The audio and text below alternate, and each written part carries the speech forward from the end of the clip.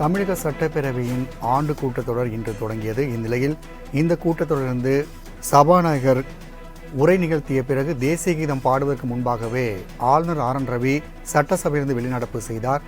மேலும் இது குறித்தான கூடுதல் விவரங்களோடு இணைய நமது செய்தியாளர் நந்தினி.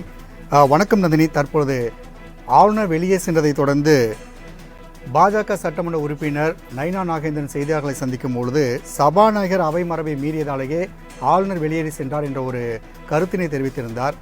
பிற கட்சி தலைவர்கள் இது குறித்தாக என்ன சொல்கின்றனர்? இது குறித்தான கூடுதல் விவரங்களை பதிவு பண்ணுங்கள். வணக்கம் ராம்குமார். 2024ஆம் ஆண்டிற்கான தமிழக சட்டப்பேரவை கூட்டத்தொடர் ஆளுநர் உரையுடன் தொடங்கியது. சரியாக காலை 10 மணி அளவில் தன்னுடைய உரையை ஆங்கிலத்தில் தமிழ்நாடு ஆளுநர் ஆர்.என். ரவி தொடங்கினார். உரை தொடங்கிய 2 நிமிடங்களிலேயே தன்னுடைய உரையை முடித்துக் கொள்வதாக ஆளுநர் தெரிவித்தது சட்டப்பேரவையில் பரபரப்பை ஏற்படுத்தியது. 2024ஆம் ஆண்டிற்கான சட்டப்பேரவை கூட்டத்தொடர் தொடங்கிய போது அனைவருக்கும் வணக்கம் என தெரிவித்த ஆளுநர் தன்னுடைய உரையை தொடங்கினார்.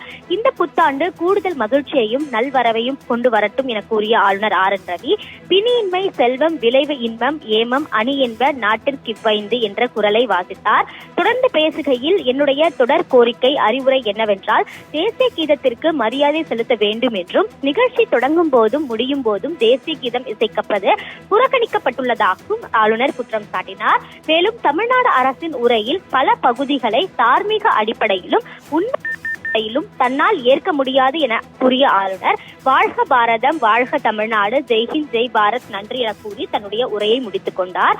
அரசின் உரையை முழுமையாக படிக்காமல் புறக்கணித்த ஆளுநர் அவையிலேயே அமர்ந்திருந்தார்.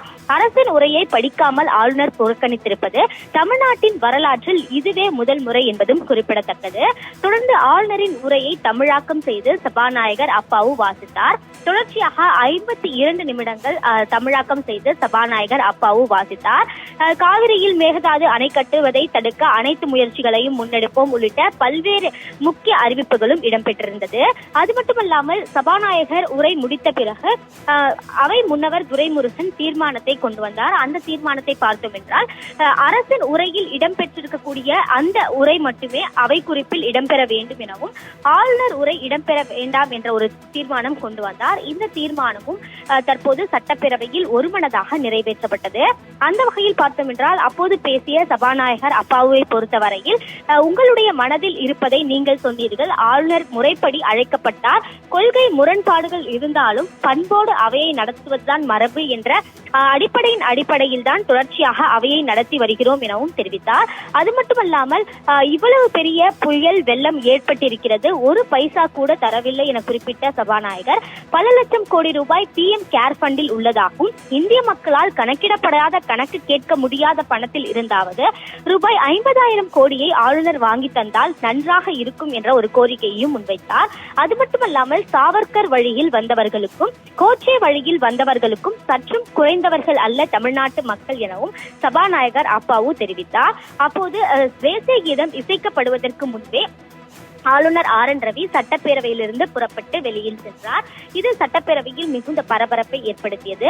தொடர்ச்சியாக பல்வேறு அரசியல் கட்சி தலைவர்கள் தங்களுடைய கருத்துக்களை பதிவு செய்து வருகிறார்கள். அந்த வகையில் பார்த்தோம் என்றால், பாஜக சட்டமன்ற உறுப்பினர் நயினா நாகேந்திரன் பேசும்படி, முறைப்படி ஆளுநர் சபாநாயகர் முதலமைச்சர் வந்தார்கள் எனவும் முறைப்படி அரசு கொடுத்ததை தான் வாசிக்க வேண்டும், ஆளுநர் முதலிலும் நாட்டுப்பண் வாசிக்க வேண்டும் என்ற கருத்தை சொல்லியிருக்கிறார். எல்லாம் முறையாக தான் போனது. ஆனால் சபாநாயகர் அந்த வார்த்தைகளை பேசாமல் இருந்திருந்தார். ஆளுநர் முழுமையாக இருந்திருப்பார். அவை முழுவதுமாக இருந்திருப்பார். ஆனால் ஆளுநர் மரபை மீறிய காரணமாக தான் சபாநாயகர் மரபை மீறியதன் காரணமாக தான் ஆளுநர் தேசிய கீதம் இசைக்கப்படுவதற்கு முன்பே புறப்பட்டு சென்றதாக பாஜக சட்டமன்ற உறுப்பினர் நயினா நாகேந்திரன் தெரிவித்திருக்கிறார். அந்த வகையில் பார்த்தோம் என்றால், இன்றைய தினம் சட்டப்பேரவை தொடங்குவதற்கு முன்னதாகவே விசிக சட்டமன்ற உறுப்பினர் பாலாஜி கருப்பு சட்டை அணிந்து வந்தும், அதே போன்று காங்கிரஸை பொறுத்தவரையில் காங்கிரஸ் சட்டமன்ற உறுப்பினர்கள் கருப்பு பேட்ஜ் அணிந்தும் ஆளுநருக்கு எதிர்ப்பு தெரிவிக்கக்கூடிய வகையில் சட்டப்பேரவைக்கு வருகை தந்திருந்தார்கள். இந்த நிலையில்தான் தமிழக வரலாற்றிலேயே தமிழ்நாடு ஆளுநர் ஆர்.என். ரவி அரசின் உரையை புறக்கணித்திருக்கிறார்.